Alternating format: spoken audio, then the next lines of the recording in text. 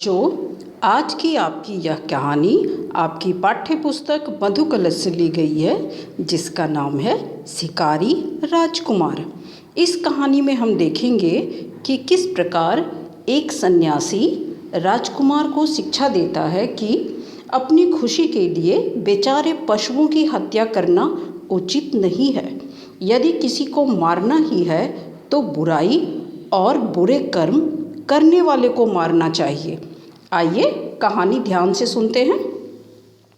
मई का महीना था और दोपहर का समय था। सूर्य की किरणें सामने से हटकर सिर पर जा पहुंची थी। ऐसा प्रतीत होता था मानो पृथ्वी उसके भय से थर थर काँप रही थी। ठीक ऐसे ही समय एक मनुष्य एक हिरण के पीछे तेजी से घोड़ा दौड़ाए जा रहा था। उसका मुंह लाल हो गया था और घोड़ा पसीने से लथपथ, किंतु मृग भी वायु वेग से जा रहा था। इसी दौड़ की जीत हार पर उसका जीवन निर्भर था। मृग का भागना उसे इस बात का अवसर न देता कि वह अपनी बंदूक को संभाले। मृग और अश्वारोही के बीच अधिक अंतर होता जाता था कि अचानक मृग पीछे की ओर मुड़ा। सामने की राह बंद थी। उसका शरीर शिथिल पड़ गया। उसने एक करुणा भरी दृष्टि चारों ओर फेंकी, किंतु उसे हर तरफ मृत्यु ही मृत्यु दिखाई दे रही थी। अश्वारोही के लिए इतना समय बहुत था। उसकी बंदूक से गोली छूटी, मानो अग्नि की एक प्रचंड ज्वाला उगल दी। हिरन भूमि पर लौट गया। मृग पृथ्वी पर पड़ा तड़प रहा था और अश्वारोही की आंखों से प्रसन्नता की ज्योति निकल रही थी। अचानक उसने अपने सामने एक सन्यासी को खड़ा पाया। मृग को देखकर उस सन्यासी ने कहा, राजकुमार, तुम्हें आज बहुत ही अच्छा शिकार हाथ लगा। इतना बड़ा मृग इस सीमा में कभी कभी ही दिखाई देता है। राजकुमार के अचंभे की सीमा न रही। उसने देखा कि साधु उसे पहचानता है। राजकुमार बोला, जी हाँ, मैंने आज तक इतना बड़ा हिरन नहीं देखा, लेकिन इसके पीछे मुझे बहुत हैरान होना पड़ा, यानी कि परेशान होना पड़ा। सन्यासी ने दयापूर्वक कहा, निसंदेह तुम्हें दुख उठाना पड़ा होगा। तुम यहाँ ऐसी कड़ी धूप में कब तक खड़े रहोगे? मेरी कुटी समीप ही है, वहाँ चलकर विश्राम कर लो। समीप यानी कि पास। यह कहकर सन्यासी ने उस मृग का रक्तमय शरीर ऐसे सुगमता से उठाकर कंधे पर धर लिया मानो वह एक घास का गट्ठा हो। रक्तमय यानी कि खून से लथपथ, और सुगमता यानी कि आसानी से। घास का गट्ठर कहने का मतलब है काफ़ी हल्का। राजकुमार सन्यासी के पीछे पीछे चल दिया। उसे सन्यासी के शारीरिक बल पर आश्चर्य हो रहा था। सन्यासी की कुटी हरे भरे वृक्षों के बीच में थी। शीतल मंद सुगंधित वायु चल रही थी। वहाँ की शीतल वायु का प्रभाव राजकुमार पर ऐसा पड़ा जैसे मुरझाए हुए वृक्ष पर वर्षा का। राजकुमार जाकर सन्यासी के सामने बैठ गया और भक्तिपूर्वक बोला, महात्मन, आपका प्रेम सराहनीय है। यदि मैं गृहस्थी के बंधन में न पड़ा होता तो आपके चरणों से पृथक होने का ध्यान स्वप्न में भी न करता। पृथक यानी कि अलग। सन्यासी मुस्कुराकर बोला, तुम्हारी बातों से मैं बहुत प्रसन्न हूँ। मेरी इच्छा है कि तुम कुछ दिन यहाँ ठहरो। तुम भी आखेट प्रिय हो और मैं भी। हम दोनों को अपने अपने गुण दिखाने का अच्छा अवसर प्राप्त हुआ है। तुम रुको और शिकार में मेरा साथ दो। सन्यासी महाराज शिकार खेलते हैं? सोचकर राजकुमार को हैरानी हुई। कुछ सोच विचार कर उसने सन्यासी का आतिथ्य स्वीकार कर लिया और उसे शरण देने के लिए धन्यवाद दिया। रात 10 बजे का समय था। सन्यासी ने कहा, अब हमारे चलने का समय हो गया है। राजकुमार पहले से ही तैयार था। दोनों शिकारी नदी के तट पर नालों और रेत के टीलों को पार करते हुए चुपचाप चले जा रहे थे। कोई 1 घंटा चलने के बाद एक ऐसे स्थान पर पहुँचे जहाँ एक ऊंचे टीले पर घने वृक्षों के नीचे आग जलती दिखाई पड़ी। एक बड़े छायादार वृक्ष के नीचे अस्त्र शस्त्र से सुसज्जित 10-12 मनुष्य चरस पी रहे थे। राजकुमार ने पूछा, क्या ये लोग शिकारी हैं? सन्यासी ने धीरे से कहा, बड़े शिकारी हैं। ये राह चलते यात्रियों का शिकार करते हैं। ये बड़े भयानक पशु हैं। इनके अत्याचारों से गांव के गांव बर्बाद हो गए। इन्होंने जितनों को मारा है उसका हिसाब परमात्मा ही जानता है। यदि आपको शिकार करना हो तो इनका शिकार कीजिए। ये ही पशु हैं जिन पर शस्त्रों का प्रहार करना उचित होगा। राजकुमार के जी में आया कि वह 1-2 मार डाले, किंतु सन्यासी ने रोका और कहा, इन्हें छेड़ना ठीक नहीं। आगे चलो, संभव है इससे अधिक शिकार हाथ आए।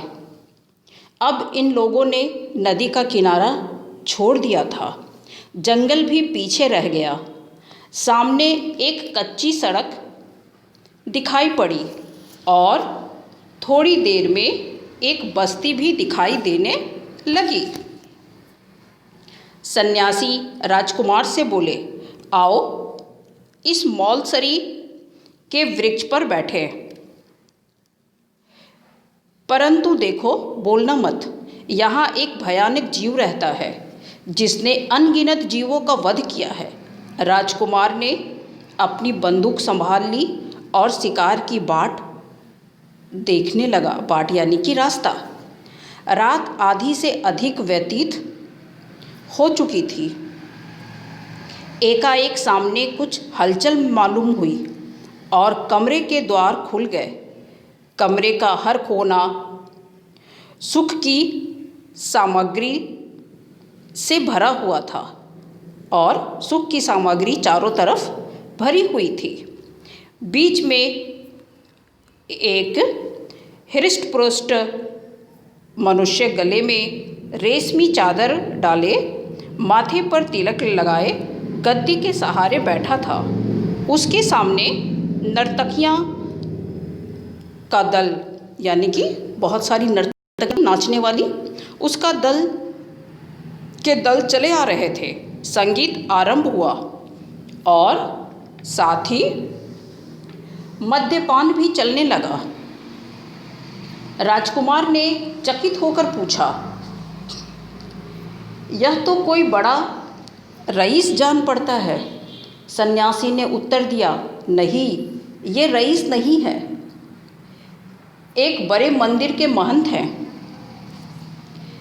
नाम के लिए संसार का त्याग कर चुके हैं। सीधे साधे मनुष्य इन पर विश्वास करते हैं। ऐसे रंगे सियार यानी कि दिखावा करने वालों से संसार को मुक्त करना आपका परम धर्म है। यदि आप शिकार करना चाहते हैं तो इनका कीजिए। इससे आपकी प्रजा का हित होगा तथा आपका नाम और यश भी फैलेगा। दोनों शिकारी नीचे उतरे। राजकुमार को इन शिकारों में सच्चे उपदेश का सुख प्राप्त हो रहा था। दोनों आगे बढ़े। अब उन्होंने ऐसी बस्ती में प्रवेश किया जहाँ की सड़कों को देखकर मालूम होता था कि कोई बड़ा नगर है। सन्यासी एक विशाल भवन के सामने एक वृक्ष के नीचे ठहर गए और राजकुमार से बोले, यह सरकारी कचहरी है। यहाँ राज्य का एक बड़ा कर्मचारी रहता है जिसे सूबेदार कहते हैं। यहाँ की न्यायप्रियता द्रव्य पर निर्भर है। द्रव्य यानी कि पैसा। धनवान दरिद्रों के पैरों तले कुचलते हैं।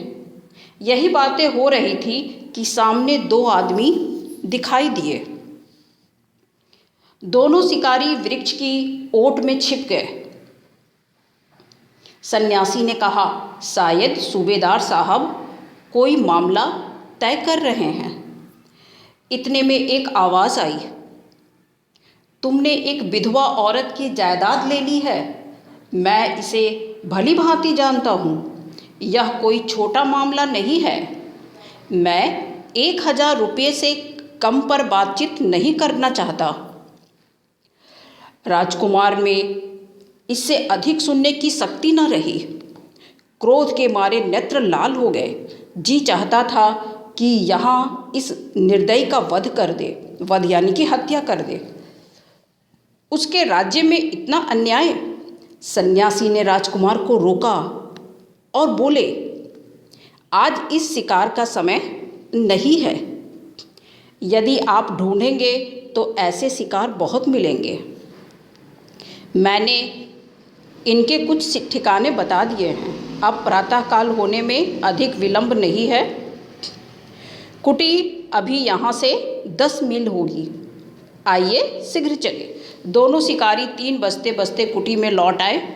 आधे घंटे में राजकुमार तैयार हो गए। सन्यासी के प्रति अपना विश्वास और कृतज्ञता प्रकट करते हुए उनके चरणों में अपना मस्तक नवाया और घोड़े पर सवार हो गए।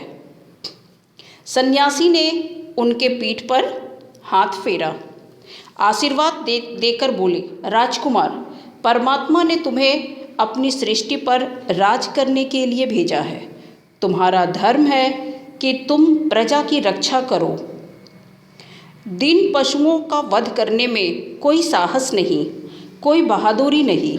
सच्चा साहस और सच्ची बहादुरी दीनों की रक्षा और उनकी सहायता करने में है। जो मनुष्य केवल चित्त के विनोद के लिए, चित्त यानी कि मन, विनोद यानी कि खुशी के लिए जीव हत्या करता है, वह निर्दयी है। तुम्हारे लिए ऐसे शिकारों की आवश्यकता है जिनसे तुम्हारी प्रजा को सुख पहुँचे। पशुओं का वध न करके तुम्हें उन हिंसकों के पीछे दौड़ना चाहिए जो धोखा देकर दूसरों का वध करते हैं। वध करो दूसरों को जीवित करने के लिए।